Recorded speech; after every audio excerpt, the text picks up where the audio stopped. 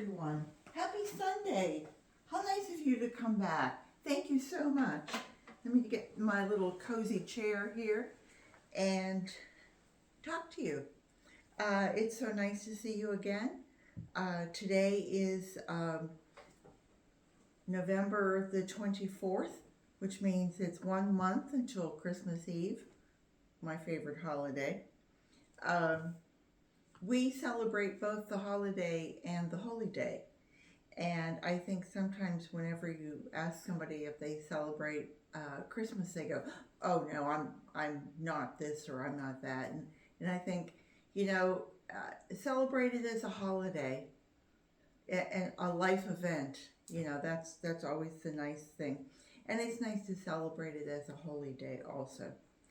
And but what are we here for? We're here to celebrate that we've gotten through another week of recycling. And here in Florida, it's actually very cold. It's 47 degrees this morning, and that's Fahrenheit.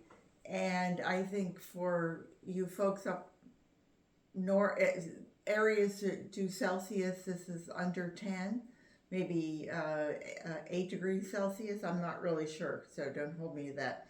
But this year I'm doing a challenge to collect 2,000 pounds from my household, inside and out, and anything that somebody donated to me, excuse me, that I can use in my garden.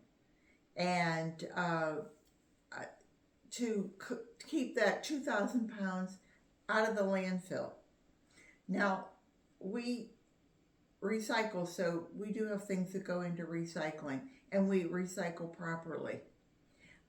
It's very frustrating if you have a neighbor who's throwing away their pizza boxes in the recycling bin, and you know that it's probably not going to get pulled, and that they're just going to go landfill to a whole hopper full of things that maybe you've done perfectly.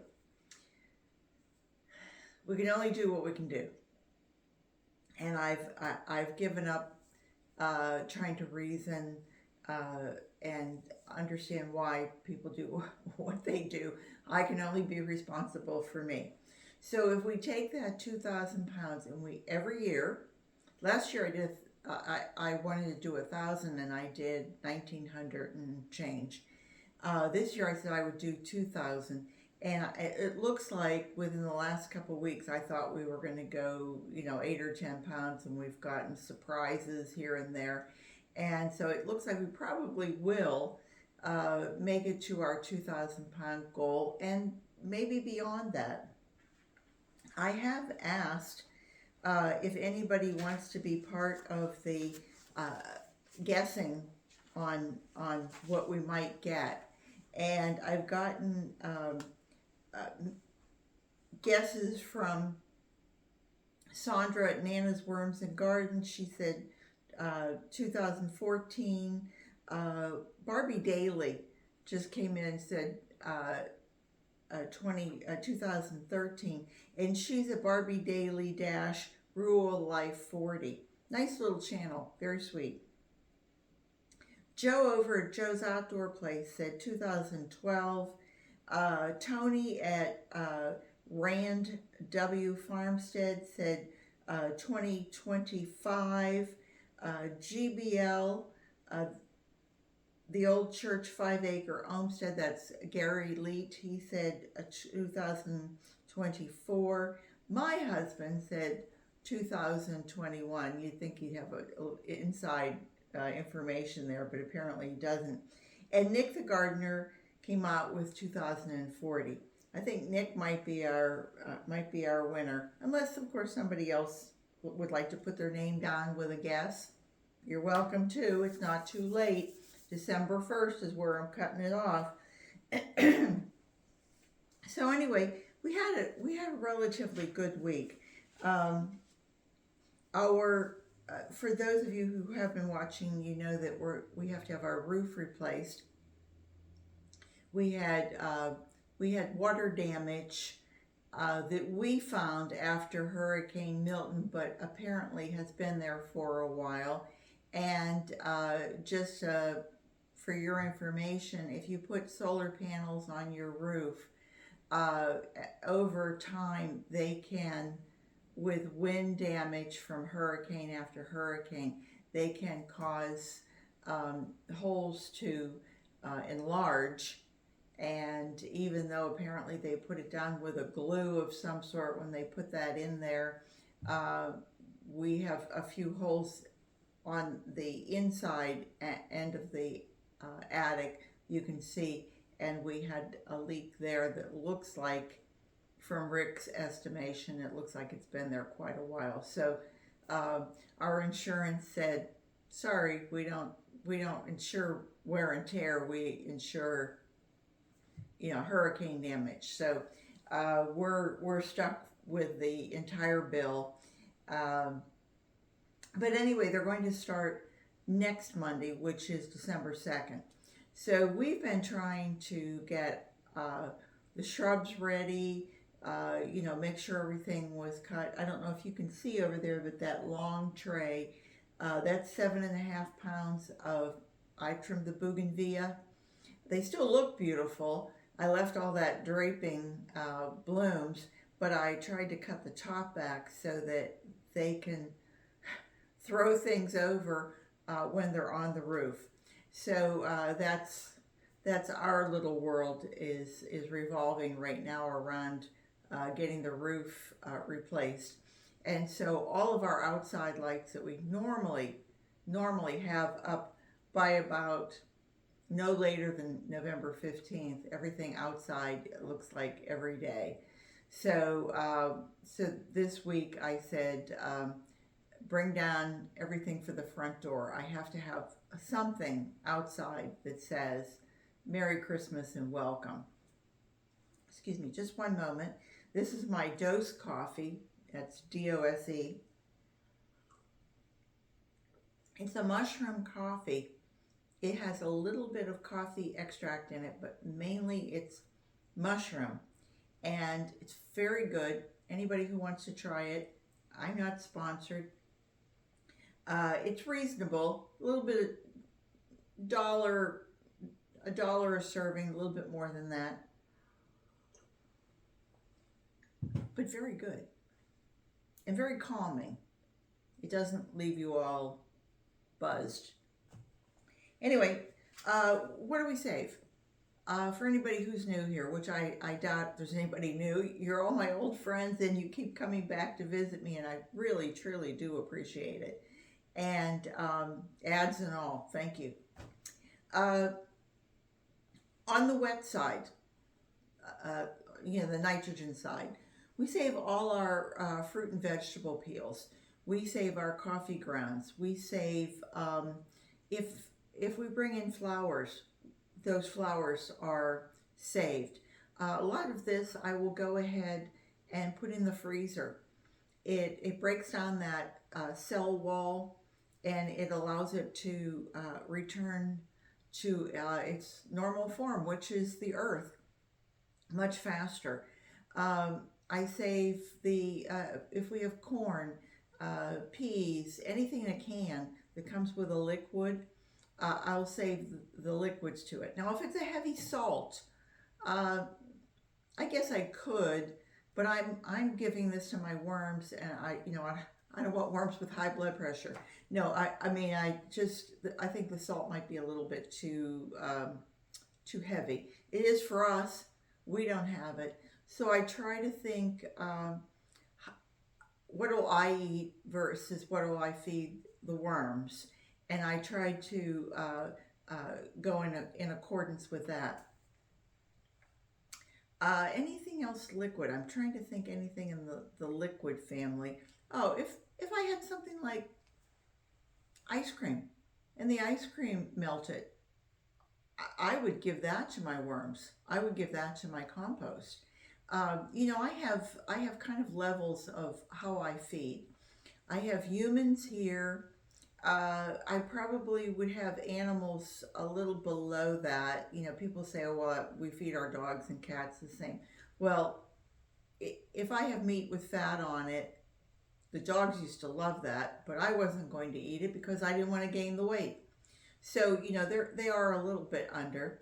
The worms eat things that I wouldn't eat because they have mold or something on it, whereas the bacteria loves the mold and the worms eat the stuff that's on the bacteria and the microbes and what have you, and they eat all that. And then our compost is below that. And we throw everything that isn't going to go to the worms goes into the compost. I don't eat grass clippings. I don't eat cardboard, but the worms do, and so does the compost. So you can see, think about it. And if you don't have uh, a compost pile, you can trench compost. If you have an apartment and you say to yourself, "Well, I don't really have either of those things, but I do have an apartment." Well, gee, you could, if you have pots, you can put some of that into your soil. My coffee grounds over on this side, I have tea bags in front of it because it was cold, been cold, so tea somehow makes you feel cozy. And even whether it's cold or hot or whatever, those tea leaves really do add back into your soil. Uh, Even if you're not a gardener, I think you can figure out ways to help um, save the world. If that's your, I have young people who say, "Oh, well, we should pay for our carbon footprint." Make your footprint smaller and save your money. That's just, my thought. So anyway, and then any of your food sources, anything dried. I've told you many times, this is from the Cheerios. We take these plastic bags, and if I am saving something, Thanksgiving's coming up. If you have your bones, do you cook your chicken? Do you cook your pork? Do you cook anything else in your house? Did something go bad? And I'm going to throw it out on 5 days from now. Put it in a plastic bag, put a clothespin or chip clip on top, stick it in the freezer. You won't have that smell. My neighbor just told me, I thought she was on vacation, and I said to her, "Did you want me to put your trash can back, or did you want?" She said, "Oh no, my trash smelled, so I put it out on Saturday for pickup on Tuesday." And I thought, wow, okay, I walk the other way now. So think about the world you live in, and think about what you could do. And I just find these better ways to do things. Uh, my shredded cardboard, any papers, anything like that. The worm enthusiast, I actually took my cardboard, and Anne over at Plant Obsessed, another really good channel, she made the comment once that when she goes into her worm bin and she has cardboard here that she's pulled apart, the corrugated part, the worms are all laying in there like little soldiers, and there's castings all over it. And she said, "I really think the worms just like that, slip and slide and being cozy." So that just a little, I don't know if that's true. I save my corks because corks come from, natural corks come from a cork tree. If it comes from a tree, it's recyclable. So if you sweep up your floor and you have a worm bin or you have a compost pile, sweep up your floor and put it back in your worms. Your worms will eventually digest that. It will become castings. You can put it out in your garden. I think that's it. Dryer lint, any of those different things that you can think of. I did mention eggshells. I possibly didn't. There's the egg. So those of you who don't speak English, you can see that's an egg. This is eggshells. I take these and I grind them and make a powder out of it. Uh, and that adds to the worm bins, and the worms will ingest those little particles, and it gets down into their crop and their gizzard, and it acts like, um, let's say, a washboard, or two rocks against each other. It will break up whatever is in between, and it will grind it into a small enough particle that they can ingest that and turn it back into castings. You see my fruit powder up there. Any fruits or vegetables, as I mentioned before, those are avocado shells, the 2 cups. And I have uh, strawberry tops in there. But I also dehydrate my fruit. If I get too much in my freezer, I think, oh, well, okay, I'll dehydrate it and make a powder out of it. And then the powder gets given to the worms. Or if I had a huge amount left over, put it in your compost. There's worms in the compost. There's microbes in the compost. There's bacteria in the compost. They're all hungry. They come to the table like little soldiers. Enough said. So, this week, we had another good week. I was amazed. Brian cut his grass, our neighbor up the street, and he had just over 23 pounds.